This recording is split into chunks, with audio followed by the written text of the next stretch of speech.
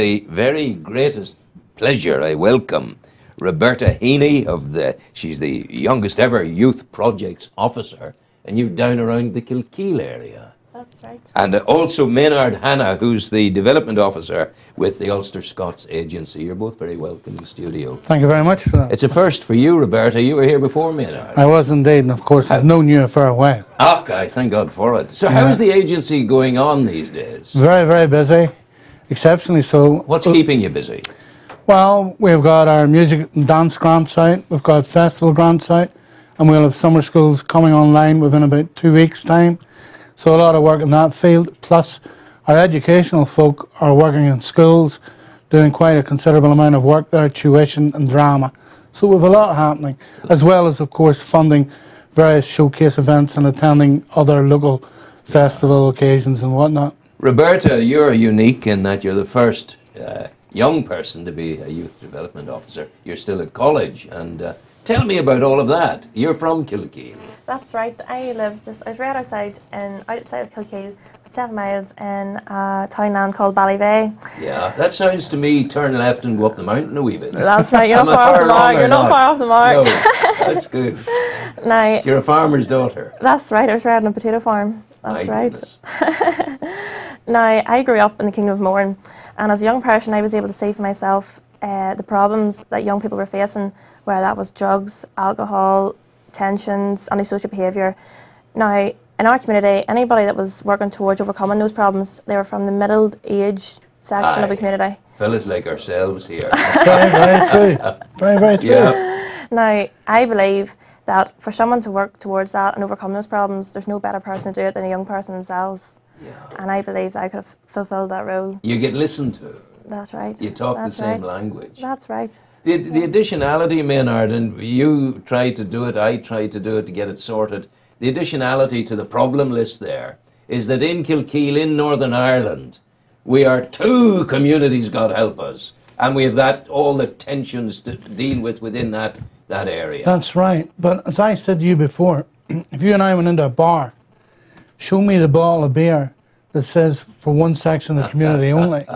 And those problems cross over, whether it's alcoholism, whether it's teenage dependency on drugs or whatever, cheap thrills. And I mean, Roberta's been involved with a guy up here in Newry to do with suicide awareness. Yes. And that has become a serious problem down at home. And it visits so much tragedy, so much mayhem in through the doors of so many homes. And so many people become affected by that.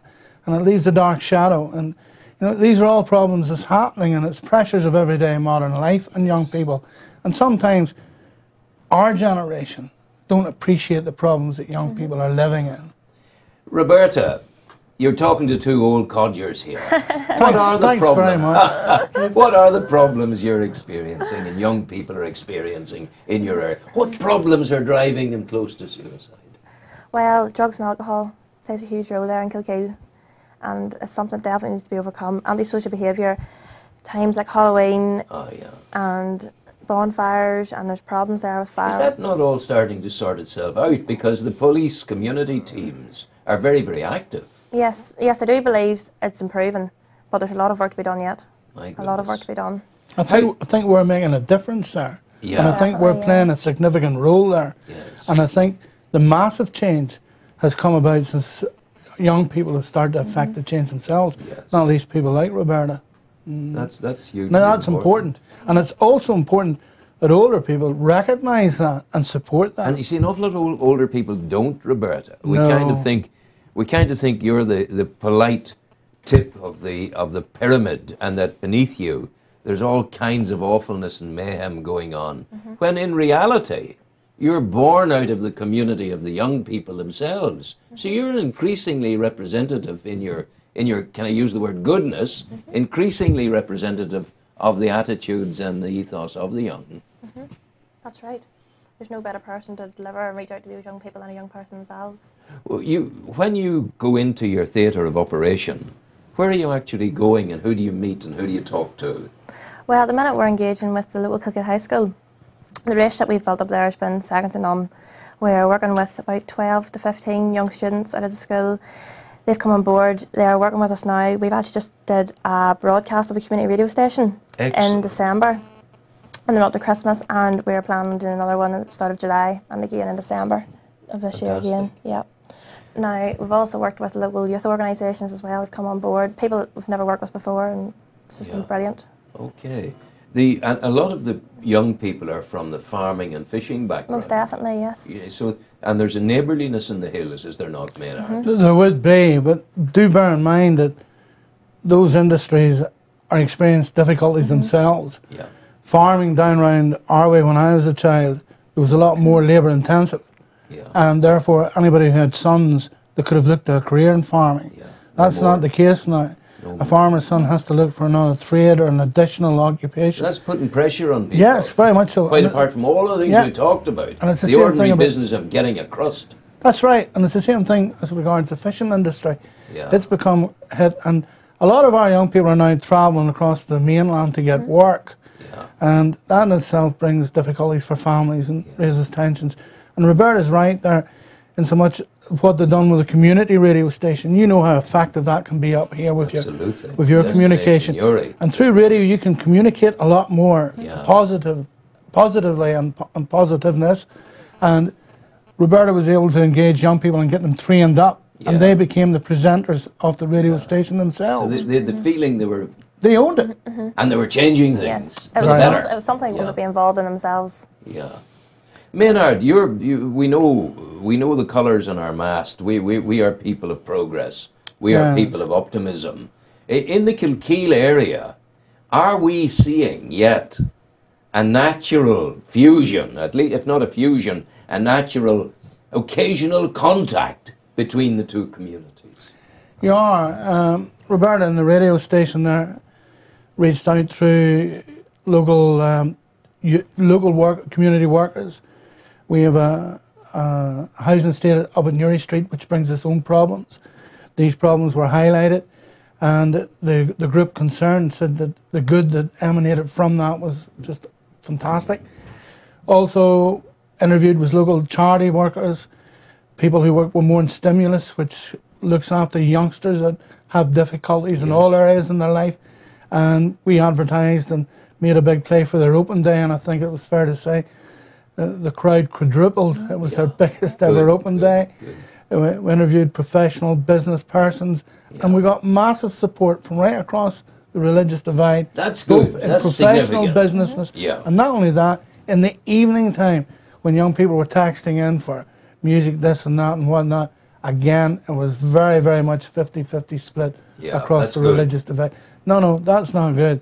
That was unbelievably good. Aye, I'm with you. Unbelievably good. The other thing that was it's not good enough just to say good there. No, I appreciate that. The other thing that I feel was unbelievably good, Altnavay House and all that they did out on the Belfast Road in Newry, the business of capacity building within the Protestant community, that was their raison d'etre. And I'll never forget the day the music and the dance of Ulster and Ulster Scots was brought into the presidential home of the in the Phoenix Park in Dublin of the President of Ireland. Yes. And they were there proud and at ease and with no doubts about their origins. They were Ulster Scots people. They were there, but they were standing shoulder to shoulder and doing the same things as their Irish neighbours. And there's no crisis. There's no difficulty. Well, I once said to you that when I was growing up, and the potato digger went down the field, you got the purdas there and you didn't care tuppence who you were going with. What you worried about was how many purdas was in a bag to see what dish you would get at the end of the week. And you know, that camaraderie does good within industry and within society as a whole. And you've got to find out some sort of a medium all the time just to knock people's heads together to let them know, look. Are you, Maynard, you're very close to the reality of our lives here in Northern Ireland. Optimism, where are we? Well, lock out our generation. Yeah. Because they're pains in the head. And I do believe that all optimism springs from youth. All optimism springs from people like Roberta here. And if they're in the driving seat and they've got their hands in the steering wheel here at this moment in time, we're in with a shout, we're in with a chance. And that's where I believe that everybody like you and me, we should devote our energies to supporting young people, to listen more to young people, because it's a young person's world, and it's them that's facing the difficulties and problems. And I've seen that, and I don't think that as of this moment in time, that the support is there, that the energy has been transmitted down towards the young people, and encouragement offered to young people. It's not there at the minute, and it needs to be there. Yeah. Now, I'm a great believer in the glass is half full. Aye. And I believe the glass is actually more than half full at this time, and we've got a chance. I mean, I listen to my own daughter, and she lives in a different world to where I live, and she just is so content and so happy in her life, and her life would crisscross across all spheres. Yes. And that's what we've got to strive, not just within inner city middle classness, but out in the environs of harsh realities of rural life and working class backgrounds. And that's what we've got to strive for here. Do you sense at all, Roberta, that in any sense you're being listened to, young people are being listened to sufficiently? What more can the older generation do to support what you're trying to achieve? Well, let us come forward, let the young people come forward, let them become involved, let them take leadership themselves, let them play a role in it. Yeah. And the standard of folk that you're surrounded by, the standard of young people that you work with, yes. Is it strong? Is it good? Is it of high value? Tell me about them. Well, yes, the people, yes, they are of high value, yes, but they're a different generation. They're not working with young people. Young people don't want to listen to older people. They don't want to engage with them. Their thoughts, their projects they want them to work with, they're not what young people want to work with. Yeah. They want to work with young people. They want something outside the box, something. Young people don't want to be doing something they have no interest in. If they're not willing to do it themselves, if they're not volunteering to come forward, it's no good. Yeah. What kind of interest have they got in your area of operation at the moment? Well, as we mentioned, we did the radio station. Yes, well done, by the way. Yes, it was brilliant. And you know something, that school over there, the Southern Regional College, yes, when I was teaching there 20 years ago, we had a radio station operating from there. I didn't know that. So you may well wish to make contact with Brian Doran yes. and see what's possible, because they have the media suite there, and indeed we have the studio and destination near Newry here. So there may be conversations that can be had to bring things forward. Very much so. Yeah. Yes, I'm actually a student of Southern Regional College at the minute, part-time, so I am. Yes. I study business and finance, but it's my intention next year, I've enrolled to the University of Ulster to study a part-time degree in community development along with my post in Kilkee as a youth worker. Right. You see, if you talk to young people, we got the youngsters in through the door, and we said to them, what do you want to do? And the thing was, working within school was art, was photography, was design. Yes. Yeah. So then let them create the project, and that's what Roberta has done, and that's what we're trying to deliver in there. And significantly, computers these days, Maynard. Big time. How are you and your computers? Not too bad, but You're moving. I'm a long way behind Madam here. When you watch, you know, even texting or whatever, it's crazy. The eyebrows in my office raise whenever I'm on the keyboard. Is that right? Because I'm an old manual typewriter man. Oh, dear and me. consequently, Maynard, You're a I Luddite. hammer. You're a I Luddite. hammer, I hammer, I hammer. You're a Luddite. So in the wider scale of things, Ulster Scots at the start now, as we are, well, we're coming into the spring of 2015. What's your mission for this year?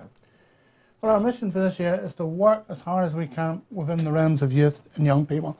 Our whole emphasis and drive is in schools, those school leavers, those at university, to try and create as much work, as much project-driven work within those folk in society.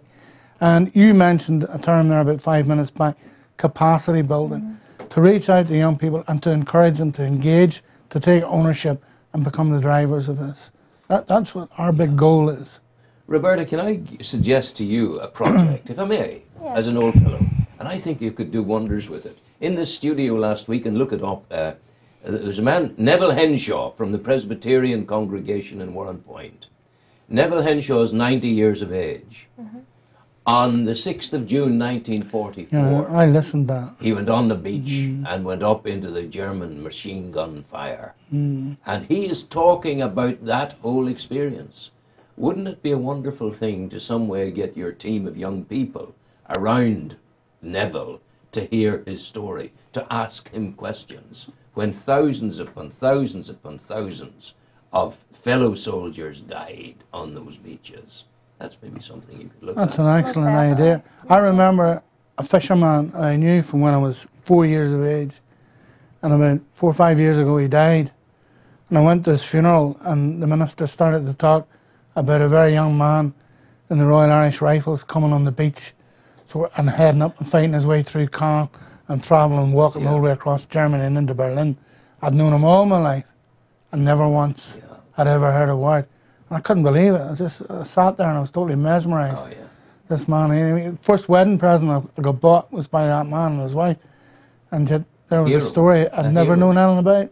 A total hero. Yeah, and I think, as you say, those are stories that need to be heard. They're dying out. Yeah. Because he's 90 now, and there's no one else on the island of Ireland, I should think, like that, you know. So, Edward Mackenzie, he's the minister down there, a good man to talk to. Right. He's constantly here, and we have a good relationship, as we have with the Catholic Church as well. Yes. All and no faiths are welcome here. That's the way forward.